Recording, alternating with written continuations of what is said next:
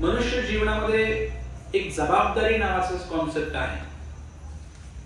जबाबदारी कुणाची आणि कशाची, कुणी घ्यावी, काय घ्यावी.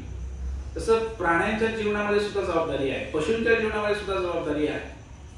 पण मनुष्याच्या जीवनाची जबाबदारी काय आहे? सुंदर उदाहरण प्रभुपादांनी दिलेलं आहे. एक कारकून आहे, क्लर्क आहे एखाद्या ऑफिसमध्ये, आणि तो काय करतो?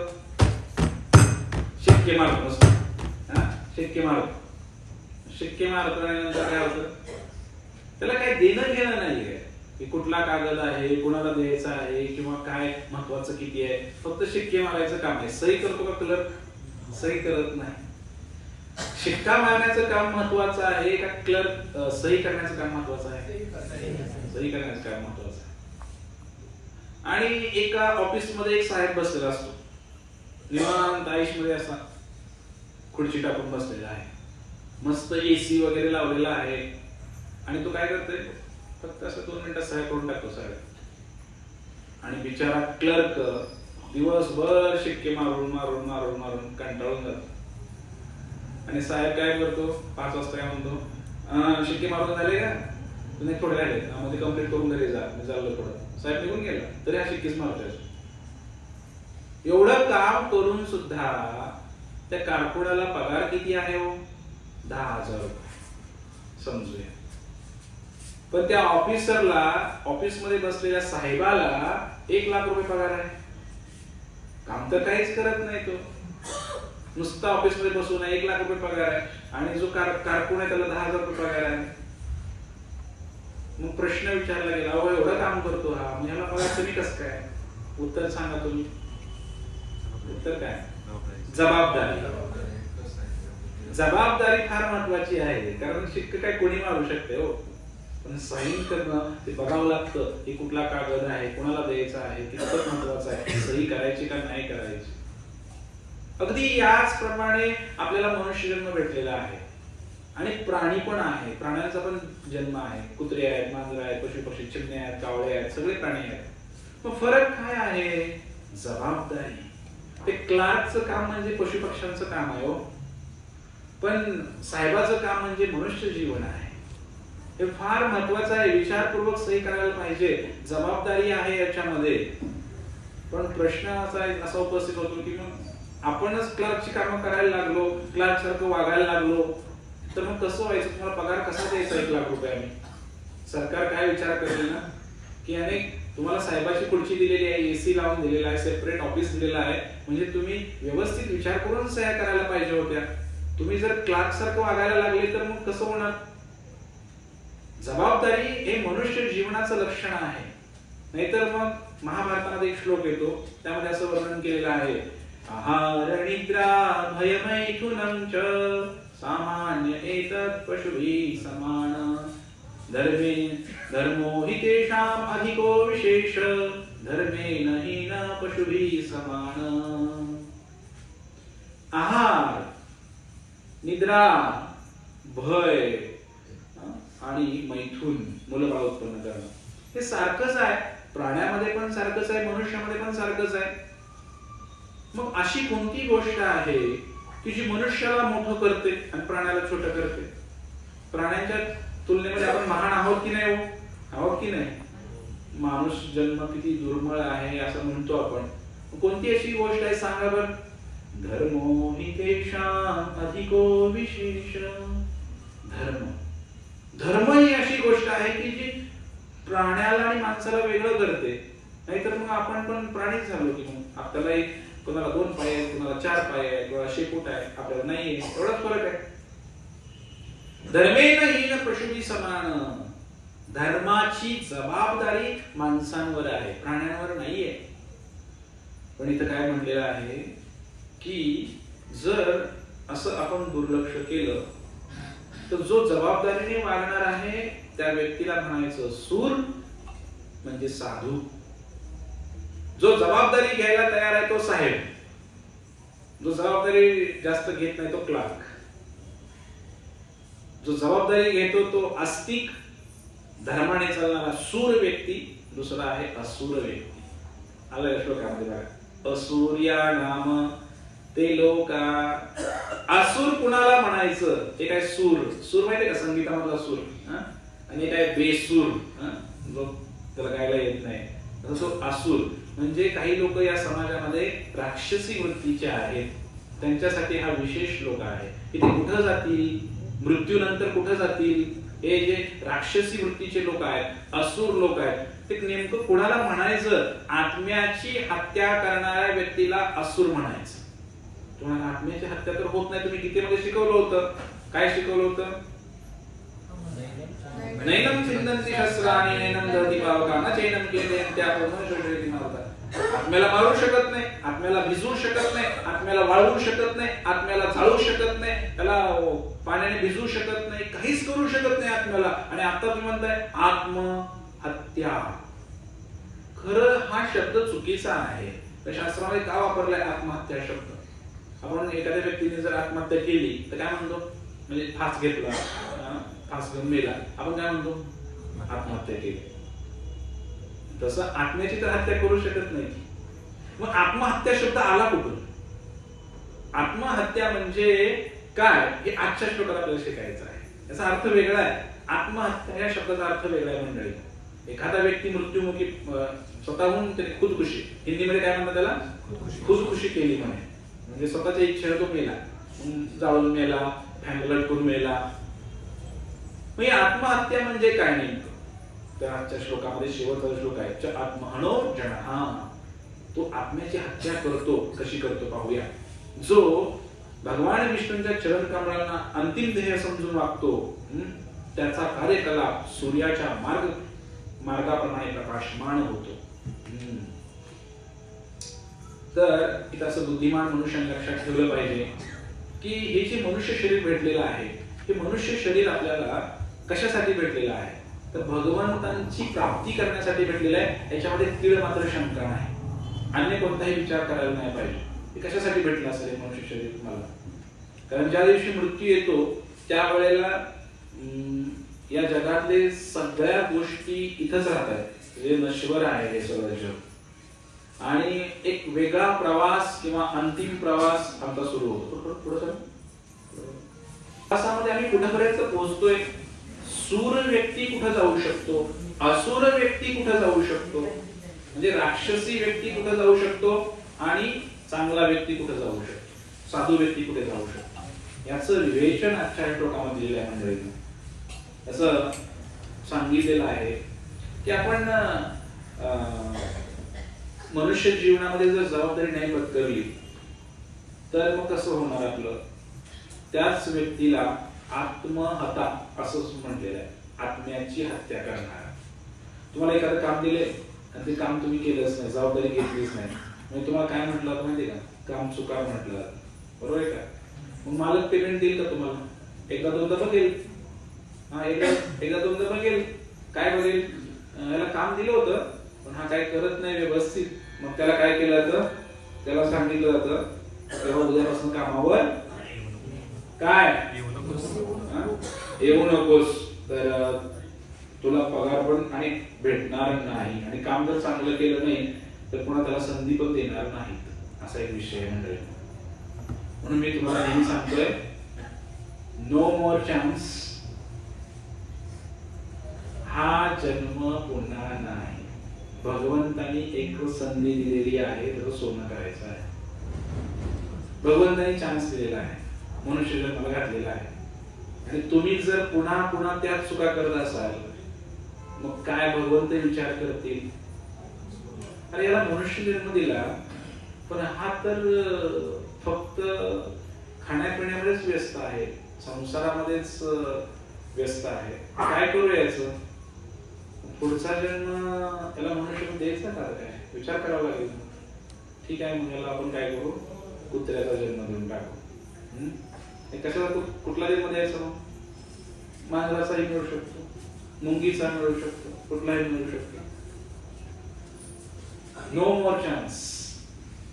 फायनल वॉर्निंग आहे की हा जन्म पुन्हा नाही, मनुष्य जन्म पुन्हा. आले का लक्षात तुमच्या? भगवंताने फार सुंदर जीवन दिलेलं आहे आपल्याला, एवढं चांगलं शरीर दिलेलं आहे भगवंताने आपल्याला. प्राण्यांना काय, प्राण्यांच्या जीवनामध्ये काय आहे, गाढव आहे. गाढव विशेष करून उल्लेख आहे, गाढवाचा पण उल्लेख आहे, कुत्र्याचा उल्लेख आहे आणि कोणाचा उल्लेख आहे, डुकराचाही उल्लेख आहे श्लोकामध्ये, उंठाचाही उल्लेख आहे. तर सर्व प्राण्यांचा आपण अभ्यास करूया थोडा थोडा. पहिला गाढवाचा करूया अभ्यास. तर गाढव हा प्राणी असा आहे की मंद बुद्धी आहे. गाढव प्राणी, एक गोष्ट मी तुम्हाला सांगतो, गोष्ट ऐकायला आवडते सर्वांना. गाढव का गाढव म्हटलं जातं त्याला, गाढवाला गाढव का म्हटलं जातं? एकदा एक गाढव होता, जंगलामध्ये वाघाला भेटला आणि वाघाला भेटल्यानंतर गाढव म्हणू लागला, आकाशामध्ये बघ म्हणे 100 तारे आहेत म्हणे. किती आहेत? 100 तारे आहेत, 100 चांदणे आहेत. वाघ म्हणाला, अरे 100 नाही, अनंत तारे आहेत म्हणे आकाशामध्ये, असंख्य तारे आहेत. मग नाही म्हणे, तो 100च आहे. दोघांचं लागलं भांडण, वाघाचं आणि गाढवाचं. मग भांडण लागल्यानंतर जंगलात राजा कोण? सिंह. मग ते भांडण गेलं सिंहाकडे. सिंहाकडे गेल्यानंतर मग ते गाढव आणि हे मग म्हणले, काय तक्रार आहे? गाढव म्हटला की वाघ म्हणतोय की आकाशामध्ये अनेक तारे आहेत. आणि वाघ म्हणला, हो मी बरोबर बोलतोय म्हणे, आकाशात अनंत तारे आहेत, मोजता येत नाहीत म्हणे. म्हणे हा गाढव म्हणे म्हणतोय की आकाशामध्ये फक्त 100च तारे आहेत म्हणे. मग त्यानंतर सिंह हुशार होता. सिंहाने दोघांनाही जवळ बोलवलं आणि म्हटले, गाढव बरोबर बोलतोय, कारण आकाशामध्ये फक्त 100च तारे आहेत. तुझं चुकलेलं आहे वाघाला सांगितलं. वाघ नाराज झाला, असं कसं काय? सिंह जंगलात राजाची बुद्धी पण काय बिघडली की काय? मग असं त्याला थोडस वाईट वाटलं. पण गाढवाला इतका आनंद झाला, गाढव खुशीमध्ये टाळ्या वाजवत निघून गेला. यस, केस जिंकली गाढवाने आणि गाढव गेला जंगलामध्ये, आनंदाने गेला, बडबडत गेला. काय सांगत होतं मी त्याला, 100 तारे आकाशामध्ये, ऐकतच नाही माझं. असं बडबडत गेला तो जंगलामध्ये. आणि मग त्यानंतर वाघ आला जवळ सिंहाच्या आणि म्हणला, राजे काय तुम्ही हे केलं? हा चुकीचा निकाल तुम्ही दिला, आकाशामध्ये आनंद झाला, तुम्हाला सुद्धा माहिती आहे म्हणे, तुम्ही असं कसं गाढवाच्या बाजूने निकाल दिला? सिंहाने दिलेलं उत्तर फार छान मंडळीनो. सिंह म्हणाला, अरे तो गाढव आहे, त्याच्या नादाला तू लागून तुझाही वेळ वाया घालवलास आणि त्याला घेऊन माझ्याकडे येऊन माझाही वेळ वाया घालवलास. आलं का लक्ष? गाढव तुम्हाला माझ कळलं का? नसेल कळलं तर मग ते तुम्ही सांगण्याचा उद्देश की समाजामध्ये काही गाढवी प्रवृत्तीचे लोक आहेत की जे आपलाही वेळ वाया घालवतात आणि स्वतःचाही वेळ वाया घालवतात. गाढवाला सांगून जमणार नाही की बाबा आकाशामध्ये किती तारे आहेत, तो म्हणेल तेच खरं म्हणायचं, त्याला पिटवून लावायचं, जा शहाणा आहेस तू. हे गाढव जो आहे ना, गाढव त्याला बुद्धी नसते. गाढव काय करतो, एक माती व्हायचं काम करतो, ओझं व्हायचं काम करतो, धोब्याचं किंवा माती वाहतो. मग गाढवाचं वैशिष्ट्य काय माहिती का तुम्हाला? तो माती किंवा ओझं पाठीवर घेतो आणि गाढव निघतो ते सगळं घेऊन. कुठे जातो? तिथे माती भरली, घेऊन गेला, माती खाली गेली, परत आला, परत माती घेतली, खाली गेली, जाऊन. मग त्या गाढवाला कोणीतरी विचारलं, गाढव दादा हे माती का वाहताय तुम्ही? नाही, आमच्या मालकाची माती आहे. हो, मालकाची आहे. काम मालकाचं. ओ ते ठीक आहे, पण तुम्हाला त्याच्या बदल्यात काही मिळतं का? नाही, काही नाही, मी तर दुसऱ्या शेतात घुसून त्यांची नासाडी करून खात असतो किंवा उकरड्यावर काय खात असतो मी. तुमच्यासाठी तंबू बांधलाय का मालकाने? नाही, तंबू पण नाही बांधलेला आहे. तुमचं काय विशेष काय खाद्य वगैरे तुम्हाला खायला दिलं जातं का? चारा वगैरे? नाही, ते पण नाही दिलं जात. मग तुम्ही चाकरी का करताय तिकडे? ना तुमच्यासाठी काही गोटा बांधलाय, तबेला बांधलाय, ना तुम्हाला तो मला खायला देतोय, तरी पण तुम्ही काय समजताय की तो आमचा मालक आहे. खरं सांगा, तुम्ही मालक गाढवाला काय देतो तो? पण काम करून घेतो की नाही? म्हणून तो गाढव मूर्ख असतो, त्याला काही न देता तो चाकरी करत असतो. म्हणून आपल्या मराठीमध्ये शिवी प्रसिद्ध आहे, गाढव. नुसता गाढव, याला काय कळत नाही. समजलं तुम्हाला? आणि तसं गाढवाचं एक सुंदर नाव आहे. गाढव म्हणलं की कोणाला वाईट वाटत असेल तर दुसरं एक नाव मी आज सुचवतो कोणाला, वैशाख नंदन. किती सुंदर नाव आहे गाढवाचं. काय नाव आहे? कारण वैशाख महिना आल्यानंतर गाढवाला आनंद होतो. गाढवाला इतका आनंद होतो की गाढव काय करतं, मातीमध्ये 4 पाय वर करत लोळत मातीमध्ये. ऑब्झर्व करा तुम्ही वैशाख महिन्यामध्ये त्याला फार आनंद होतो वैशाख महिन्यामध्ये. अशा प्रकारे गाढवाचे अनेक गुणधर्म आहेत, पण मी तुम्हाला सांगणार नाही. पण मला हे सांगायचं की गाढवाला बुद्धी नाहीये, जबाबदारी तो घेत नाहीये, तो फक्त सांग काम आहे. गाढवाला इकडून पाठीमागून मारलेली तो तिकडं नेऊन टाकतो सगळं. म्हणून गाढव नाही बनायचं आपल्याला, मग कुत्राही नाही बनायचं. अजून काय, डुकराचं पण उदाहरण दिलेलं आहे. डुक्कर जो आहे, या डुकराची पण एक वैशिष्ट्य आहे की एकदा ती कथा मी तुम्हाला सांगितलेली. नारद मुनी फिरत फिरत आले या पृथ्वी लोकावरती. नारद मुनी नेहमी फिरतात, नारायण नारायण सगळं पृथ्वीवरती भ्रमण करतात. आणि फिरत फिरत एकदा एका घाणेरडी जागा त्यांना दिसली, उकेरडा होता आणि मलमूत्र लोक त्याग करायचे. आणि तिकडे एक गाढव राहायचं, सॉरी डुक्कर राहायचं. तर हा जो डुक्कर आहे आपल्या परिवारासह राहत होता. आणि परिवारासह राहत असताना त्या डुकराने त्याची बायको, तर छोटी छोटी मुलं पण झाली होती आणि सुंदर असे राहायचे. मग इतक्या सुखाने संसार चालू होता त्यांचा डुकरांचा. एवढ्यात नारद मुनी आले आणि म्हणले, नारदांनी सांगितलं, म्हणले अहो तुम्ही इथं काय करताय? देवा स्वर्गाचा राजा इंद्र म्हणले त्या डुकराला बोलवलं नाही. म्हणले तुम्ही या घाणीमध्ये काय करताय? तुम्ही कोण होता माहितीये का? म्हणे स्वर्गाचा राजा इंद्र आहात म्हणले तुम्ही, तुम्ही इथं आलेला आहे. तो डुक्कर बोलला, कोण इंद्र? काय पत्ता चुकला तुझा? म्हणे मी डुक्कर आहे, डुक्कर माहितीये का तुला? हे बघ म्हणे माझा परिवार, मिसेस डुकरी आणि बेबी सगळे आहेत आमचे छोटे मोठे. कोण इंद्र? माझ्यापेक्षा मोठा आहे का? कोण असतो तो इंद्र? एवढी सुंदर बाईक आहे का इंद्राला? असं त्या डुकराने विचारणार. माझ्या इतका ऐश्वर्य आहे का त्याचा? इतका गरम गरम माल सकाळ सकाळ पडलेला खात असतो मी. एवढं असतं भेटतं का त्या इंद्राला स्वर्गामध्ये? कुठला स्वर्ग एवढा सुंदर आहे का स्वर्ग माझ्या एवढ्या जे दिसतंय ते? डुक्कर नारदांना विचारायला लागला. नारदाने डोक्याला हात लावला. नारद म्हणले, अरे तू इंद्र होता, स्वर्गाचा राजा होतास, पण काय हालत झाली आज तुझी. तुला आठवेल ना की तू स्वर्गाचा राजा होतास आणि तुला वाटतं की हेच सर्व काही आहे. आणि अक्षरशः ब्रह्माजी आले तिकडे. ब्रह्माजीने राहवलं नाही. ब्रह्माजीने त्याला त्या डुकराच्या योनीमधून बाहेर काढलं, त्याला मारलं. काही कारणामुळे शाप लागला होता इंद्राला, म्हणून तो डुक्कर झाला होता. तर त्या शापातनं मुक्त केलं ब्रह्माजीने आणि पुन्हा तो इंद्र झाला. मग त्याला कळलं की डुक्कर झाला तो. बापरे, किती मोठा अपराध माझ्याकडून झाला होता. त्याचं कारण, त्याचं फळ म्हणून मला डुकराच्या योनीमध्ये जावं लागलं. स्वर्गाचा राजा इंद्र जरी असला तरी सुद्धा त्याला डुकराच्या योनीमध्ये प्रवेश करावा लागेल. स्वर्ग म्हणजे काही शेवट नाहीये. यद्गत्वा न निवर्तन्ते तद्धाम परमं मम. पांडुरंगाच्या श्रीकृष्णांच्या धामाला पोहोचल्यानंतरच फुल स्टॉप होतो, तिथून माघारी येत नाही. पण स्वर्गामध्ये गेला तरी माघारी यावं लागेल. क्षणे पुण्य मार्ते लोक विशंती, पुन्हा खाली यावं लागेल इथे. याचं वर्णन पुढे येणारच आहे.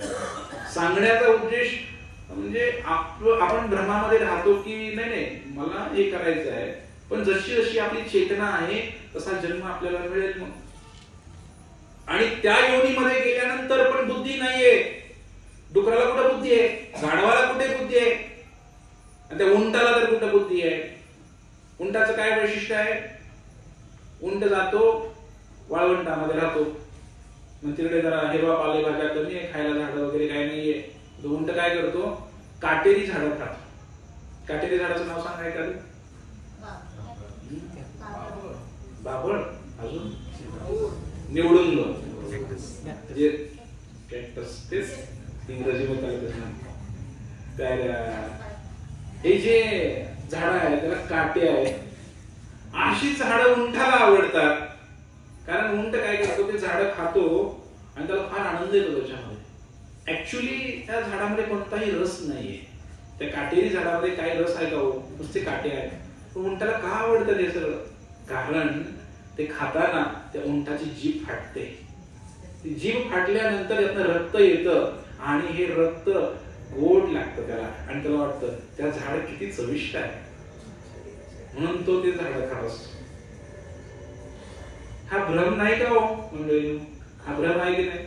संसारामध्ये आपण हेच करत आहे ना, आपलंच रक्त आपण पित आहे आणि आपलं वाटतं किती ग्वाड आहे संसार, लेकरं किती ग्वाड आहे आणि बायको किती ग्वाड आहे. हे ग्वाड नाही काय, हे सगळं काटेरी झुडूप आहे. मौलिक लोक ग्वाड वाटायलंय आम्हाला.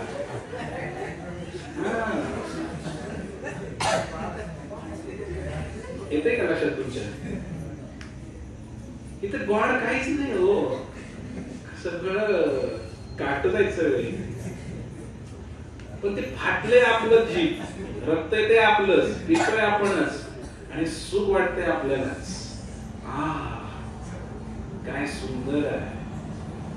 म्हणून बघा, हे जे जीवन आहे हे जीवन समजून घेण्यासाठी आहे. म्हणून उंटाचं उदाहरण दिलेलं आहे इथे की उंट पण मूर्खच आहे, डुक्कर पण मूर्खच आहे, गाढव पण मूर्खच आहे, कारण त्यांना समजत नाहीये.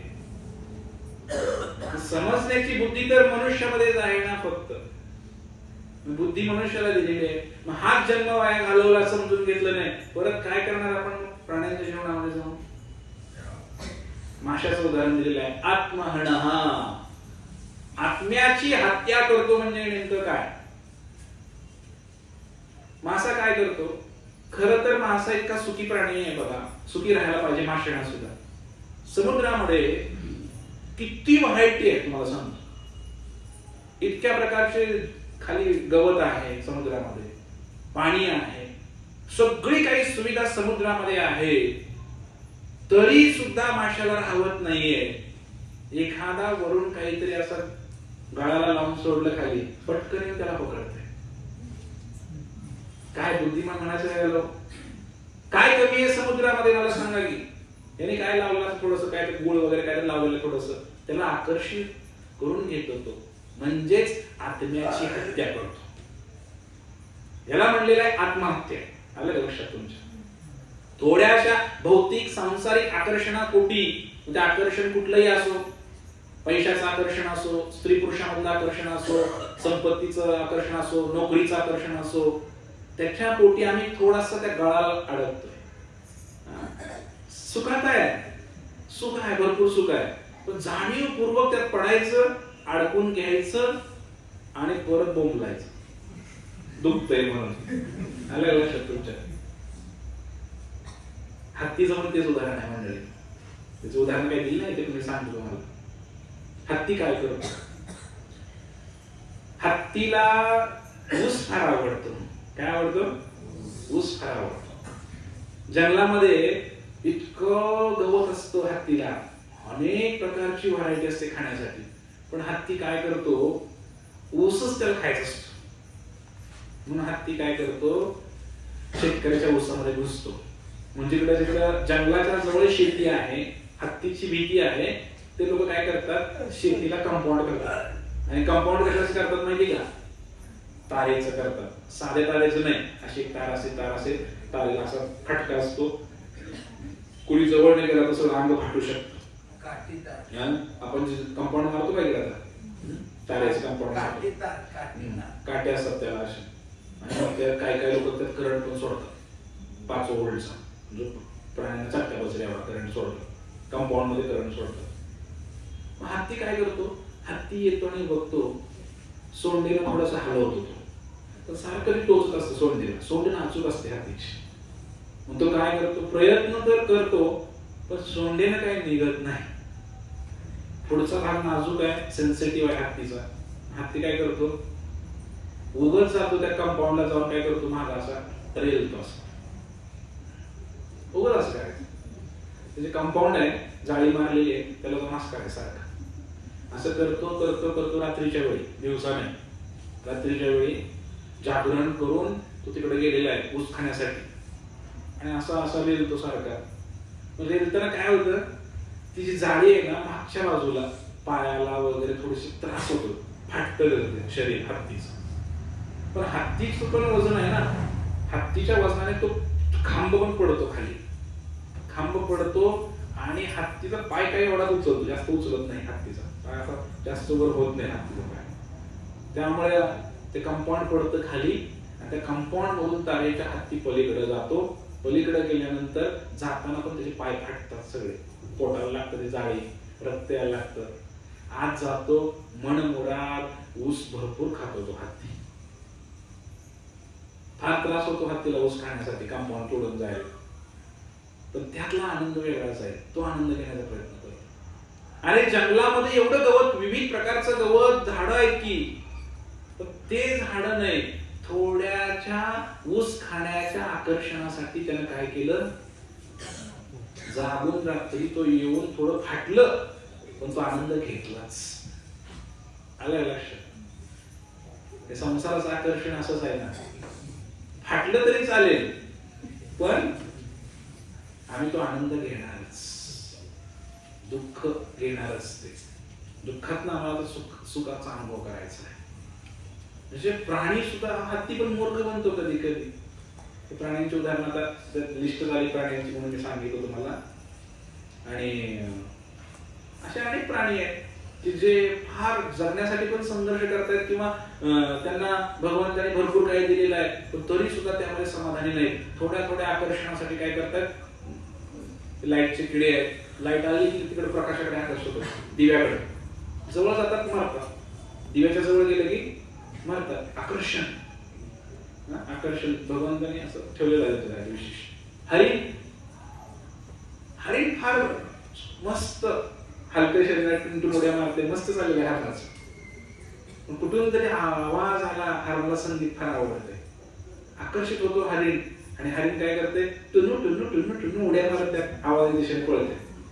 तिकडे कोण बसला असतो, शिकारी. म्हणजे हरिण बरोबर त्या जाळ्यामध्ये पकडलं जातं. थोडस आकर्षण तेवढं जर टाळलं ना, जीवन फार सुंदर आहे मंडळी.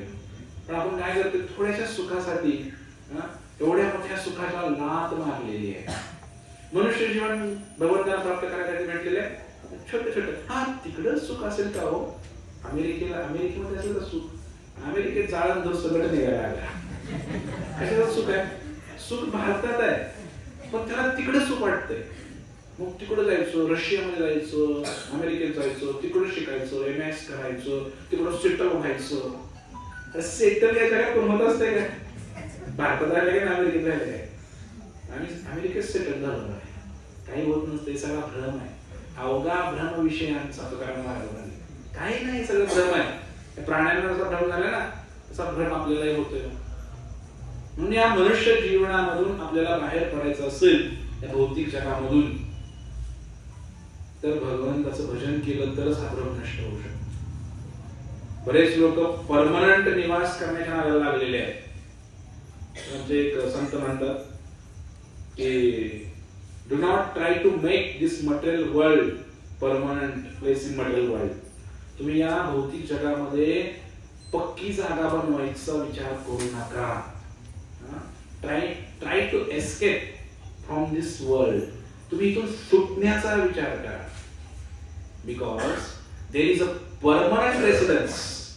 एक परमनंट जागा आहे वरती. कुठे? भगवंताच्या धामावर. जाऊ देवाची आगावा, देव देईल विसावा. का म्हणून आम्ही पक्क निवासस्थान इथं करण्याचा प्रयत्न करत आहे, पक्की जागा बनवण्याचा प्रयत्न करत आहे. तर अशा व्यक्तीला मूर्ख म्हटले आहे शास्त्रामध्ये. मूढा भगवद्गीतेमध्ये हा शब्द आलेला आहे की जो परमनंट निवास करण्याचा प्रयत्न करत आहे. आणि मग त्यानंतर दुसरे पण आहेत, काही चंद्रावर जाणारे आहेत, बरेच लोक आहेत. मनुष्याची आशा एवढी आहे की भगवंताने त्याला आशावादीच बनवलेला आहे. काय आशा आहे? एकदा एक संत होते, त्या संतांकडे एक उंदीर आला पळत पळत पळत पळत. महाराज महाराज महाराज, काय झालं बाळा? म्हणे माझ्या पाठीमागे मांजर लागली आहे. काय लागली आहे? मला वाचवा, मला वाचवा, त्या मांजरीपासून मला वाचवा. महाराज म्हटले ठीक आहे, काय करू? म्हणे मलाच मांजर बनवा म्हणे. उंदीर काय म्हटला, नीट ऐका कथा, आपलीच कथा आहे. उंदीर म्हटला मला मांजर बनवा. मग महाराज पण फार पॉवरफुल होते, ते काय म्हणले, ठीक आहे म्हणले. त्याने असं आशीर्वाद दिला त्याला, तू मांजर बन म्हणून. आणि तात्काळ त्या उंदराचं मांजर झालं. मांजराला फार आनंद झाला, मांजराला फार आनंद झाला. मांजर गेलं आणि नंतर थोडस असं शेपूट वगैरे वर करून असं त्याला वाटलं आता मला कोण त्रास देते, इतक्यात एक कुत्रा मांजराकडे बघायला लागला. मांजर म्हणले, मांजराचा आवाज घाबतो नाही त्याला, पहिल्यांदा मोठ्याने पडत होते. त्याला वाटलं आपल्यापेक्षा कोणते पॉवरफुल आहे. परत ते महाराजांकडे आले मांजर, महाराज महाराज महाराज.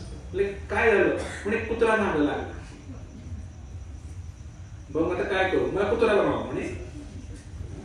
वा ठीक आहे, त्याने आशीर्वाद दिला, तथास्तु. त्या मांजराचा झाला कुत्रा.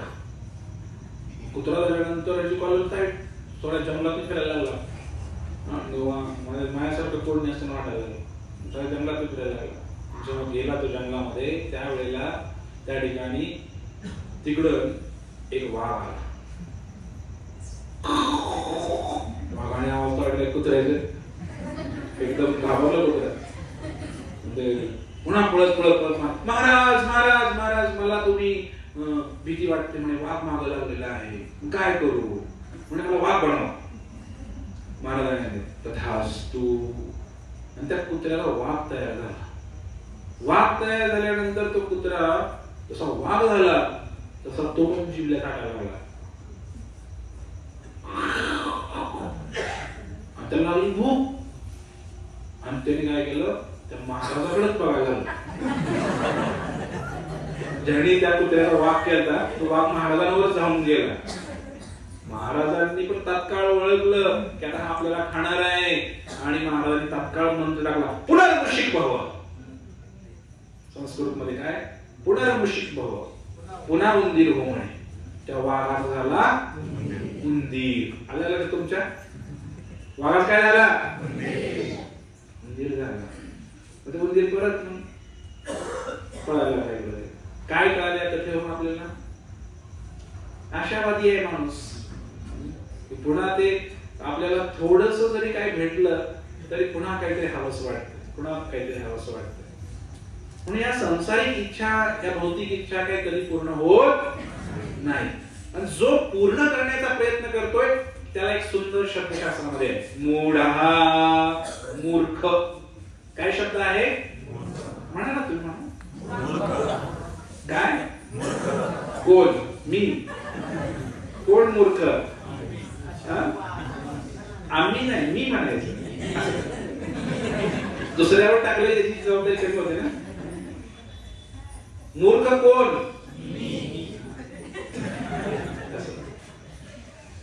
कारण आपण सगळे काय करत आहे की जेव्हा ऍक्च्युली भगवंताने कशासाठी आपल्याला इथे पाठवले ते आपण विसरूनच गेलो.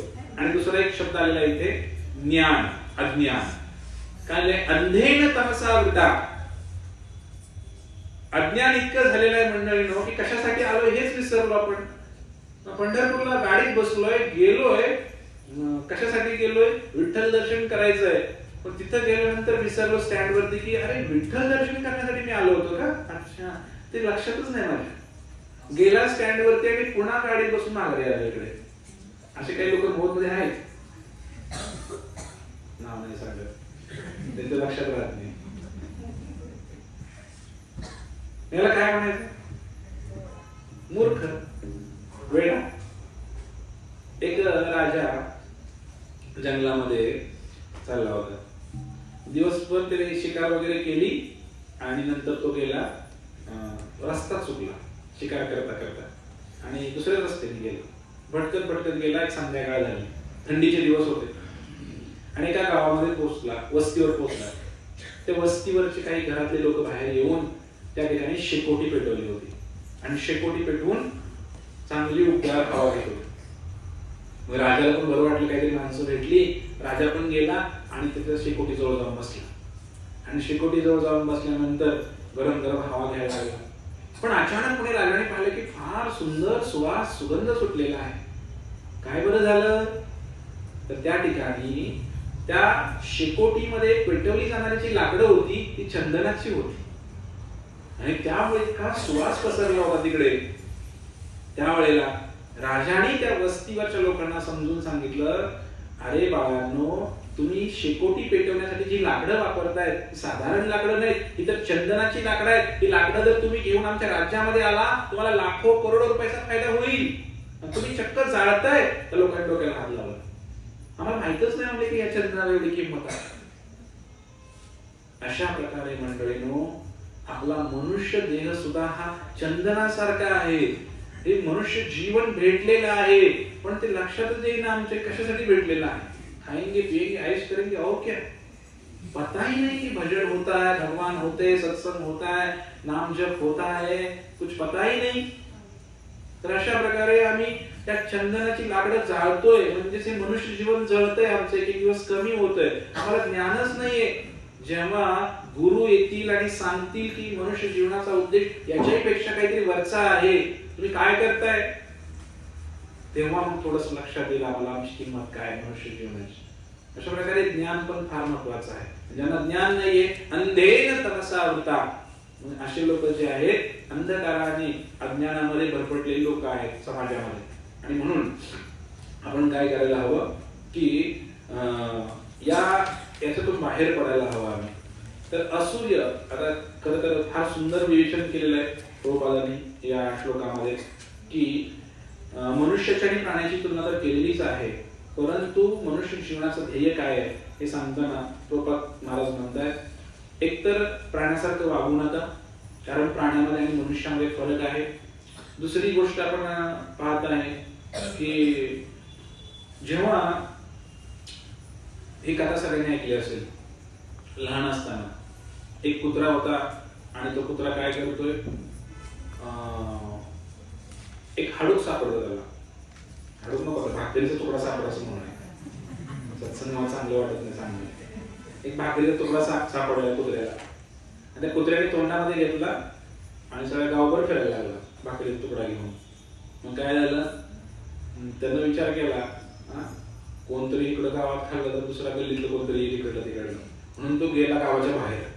गावाच्या बाहेर एक तलाव होता, तलावाच्या कडेला एक झाड आहे, तिथं बसून खाऊ कोण नसते म्हणून तिकडे गेला. तिकडे गेल्यानंतर त्या कुत्र्याच्या तोंडातली जी भाकरी होती, मग त्याने गेला तलावाच्या काठी बघितलं, त्या तलावामध्ये त्याला अजून एक कुत्रा दिसला आणि त्याला वाटलं की काय वाटलं अभिराम, तुम्हाला नाही गोष्ट आहे का, त्याला तो दुसरा कुत्रा दिसला आणि त्या कुत्र्याने बघितल्यानंतर त्याला वाटलं की अजून एक कुत्रा आहे पाण्यामध्ये आणि त्याच्या पण तोंडामध्ये भाकरी तुकडा आहे. म्हणून त्याने त्याला करायला गेला, तोंड उघडलं, आहे तो पण पाण्यात, भाकरी तुकडा त्या पाण्यामध्ये पडला. अशीच अवस्था आज झालेली आहे समाजामध्ये. भगवंताने तुम्हाला जे दिलेलं आहे त्याचा वापर करा. पहिल्या दुसरा श्लोक ते सांगतोय ना ईशोपनिषदचा, तुम्ही दुसऱ्याचं ओरडून घेण्याचा प्रयत्न करताय, स्वतःच पण जात. त्या अमेरिका काय करत आहे, ट्रम्प अमेरिकेचा राष्ट्राध्यक्ष, त्याच्या डोक्यावर पडलाय तो, त्याला समजेल नाही काय करावं ते. तो स्वतःच अमेरिका आहे, स्वतःची महासत्ता आहे, ठीक आहे, पण त्याला दुसऱ्याचे तेल साठे पाहिजे, दुसऱ्या राज्याचा राष्ट्रात बनायचं आहे त्याला, आणि मग दुसऱ्या राज्यावर विनाकारण आक्रमण करणार होतं खुन्नस काढून काहीतरी. आणि त्याची धग इतर देशांनाही पोहोचते, जगातल्या इतर लोकांनाही पोहोचते. अशा काही घटनाही मूर्ख प्रवृत्तीचे लोक करतात, कारण त्यांना जीवनाचा उद्देश माहित नाही. याच्यामध्ये मग हिटलरचं सुद्धा नाव येते. हिटलरने काय केलं, तेच तर केलं ना. हिटलर 70,000 लोकांना त्याने एका विषारी पाईप मध्ये घालून मारलं. त्याने मुंगी मारू नका असं सांगणारा आमचा धर्म आहे, पण हा हिटलर सारखा व्यक्ती हजारो लोकांना, लाखो लोकांना जिवंत जाळतो, जिवंत मारतो. किती भयानक आहे, किती क्रूरता आहे. म्हणजे स्वतःच सोडायचं आणि दुसऱ्याचं प्राप्त करण्यासाठी मग वाटेत कुणी आडवा आला तर मग काही करायला, अनुभवून टाकायला तयार आहे. कारण या लोकांना जीवनाचं ध्येयच माहित नाहीये, कशासाठी जन्म भेटलेला आहे मनुष्य जन्म. म्हणून या विनाशकाले विपरीत बुद्धी अशी बुद्धी लोकांना सुचते. त्यांच्यासाठी हा ग्रंथ आहे ईशोपनिषद. थोडं वाचायला हवं की मनुष्य जीवन हे कशासाठी भेटलंय. असं नाही भांडण करण्यासाठी नाही भेटलेलं आहे. कुत्र्या माझा रक्त झालं की कोणा भाकरीच्या तुकड्यासाठी भांडण करायचं. आणि म्हणून या श्लोकामध्ये सांगितलेलं आहे की असूर्या नाम ते लोका अंधेन तमसावृतः तां ते प्रत्याविगच्छन्ति एकेच आत्महनोषणा. आत्महत्या करणारा व्यक्ती कुणाला म्हणायचं, जो मनुष्य जीवन भेटून सुद्धा भगवंताचं भजन करत नाही, सत्संग करत नाही, केवळ स्वतःचं शरीर भरायचं, चांगले चांगले कपडे घालायचं, कसं जेवायला मिळेल बघायचं, घर बांधायचं, आपला परिवार सुखी परिवार असं म्हणायचं आणि एक दिवशी मरायचं, एवढंच त्याच्या डोक्यात आहे ना. तो आत्महत्याच केली. जन्मा येऊन काय केले, मुद्दलच बुडवले. अरे भगवंतांनी चांगला जन्म दिला होता, मनुष्य जन्म दिला होता भजन करण्यासाठी. तुम्ही तर इथं काय केलं, सगळं वाया घालवलं. सगळं भगवंतांचं भजनच नाही केलं, गळ्यामध्ये तुळशीची माळ धारण केली नाही. काय तुम्ही मग प्राण्यांची हत्या केली, पशूंची हत्या केली. मग ते नरकाचं वर्णन आहे. असूर्य ते नाम लोका.